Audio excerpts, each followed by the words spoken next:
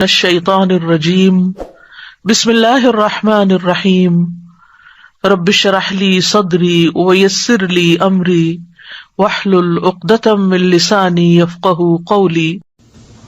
مغرب کی اذان ہوتے ہی مغرب کی نماز سنت کے مطابق ادا کریں، کیونکہ یہ نماز مغرب کا اول وقت ہے۔ اول وقت میں نماز پڑھنا افضل ہے۔ آپ صلی اللہ علیہ وسلم نے زیادہ تر ہر نماز اول وقت میں ادا کی ہے۔ حضرت عبداللہ بن مسعود رضی اللہ عنہ نے آپ صلی اللہ علیہ وسلم سے پوچھا کہ اللہ تعالیٰ کو سب سے زیادہ پسند کون سے عمل ہیں؟ تو آپ صلی اللہ علیہ وسلم نے فرمایا، نماز کو وقت پر پڑھنا، پھر ماں باپ کے ساتھ اچھا سلوک کرنا، پھر اللہ تعالیٰ کے راستے میں جہاد کرنا۔ تو سب سے افضل عمل کیا ہے؟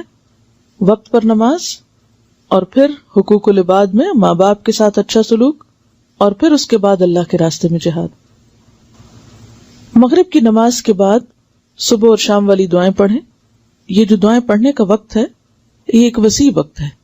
اس میں بالعشی والابکار کا لفظ بھی آتا ہے، تو عشی کا لفظ جو ہے وہ عصر کے بعد سے شروع ہوتا ہے، یعنی یہ دعائیں آپ مغرب سے پہلے بھی پڑھ سکتے ہیں اور مغرب کے بعد بھی۔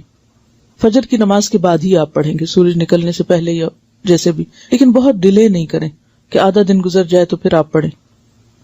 آپ صلی اللہ علیہ وسلم نے فرمایا، جس نے عشاء کی نماز باجماعت پڑھی تو اس نے گویا آدھی رات تک قیام کیا، اور جس نے صبح کی نماز بھی باجماعت پڑھی تو اس نے گویا پوری رات قیام کیا۔ منافقین پر فجر اور عشاء کی نماز سے زیادہ بھاری کوئی نماز نہیں، اور اگر وہ ان کی فضیلت جان لیں تو وہ ضرور ان میں حاضر ہوں، چاہے انہیں گھٹنوں کے بل گھسٹ کر ہی آنا پڑے۔ لہذا ہمیں ان نمازوں میں سستی نہیں کرنی چاہیے۔ اور عشاء کی نماز پھر اتنی تاخیر سے نہ پڑھیں کہ بالکل یعنی انسان بالکل سو رہا ہو یا سونے کی کیفیت میں ہو، جیسا کہ کل ہم نے پڑھا، لا تقربوا الصلاۃ وانتم سکارا۔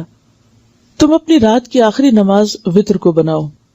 آپ صلی اللہ علیہ وسلم وتر کی پہلی رکعت میں سورۃ فاتحہ کے بعد سبح اسم ربک الاعلی، دوسری رکعت میں قل یا ایھا الکافرون، تیسری رکعت میں قل ھو اللہ احد، اور سلام پھیرنے کے بعد 3 مرتبہ سبحان الملک القدوس پڑھا کرتے تھے۔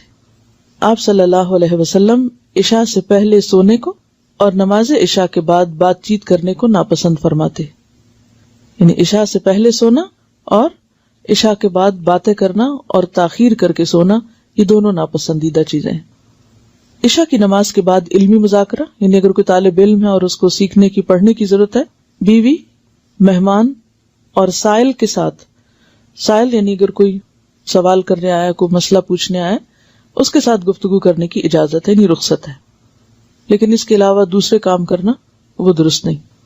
اور رخصت کا مطلب یعنی اس اجازت یا رخصت کا مطلب یہ ہے کہ اگر ضرورت پڑے تو ایسا کیا جا سکتا ہے، روز کا معمول نہیں ہونا چاہیے۔ رات جب انسان تاخیر سے سوتا ہے تو پھر لازماً فجر متاثر ہوتی ہے، یا پھر فجر کے بعد سونے کی کوشش کرتا ہے، اور دن کا اول حصہ جو ہے اس میں برکت بہت ہے، اور نبی صلی اللہ علیہ وسلم نے ایسے لوگوں کے لیے دعا فرمائی ہے، اللہم بارک لامتی فی بکورہا، اے اللہ میری امت کی صبح میں برکت ڈال۔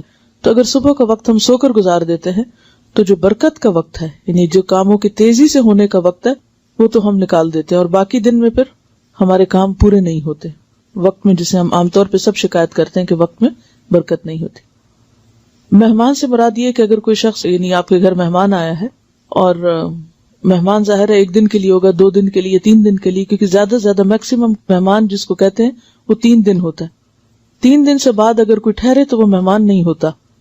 اب آپ دیکھیے کہ مہمان سے بات کی رخصت کیوں دی گئی، کہ اگر کوئی شخص 3 دن کے لیے آیا تو ظاہر ہے کہ اس کے پاس وقت کم ہوگا، تو اس کی اگر کوئی ضرورت ہے، کوئی بات چیت کرنا ہے، کوئی رشتہ دار ہے یا کوئی مسئلہ مسائل ہے، تو اس صورت میں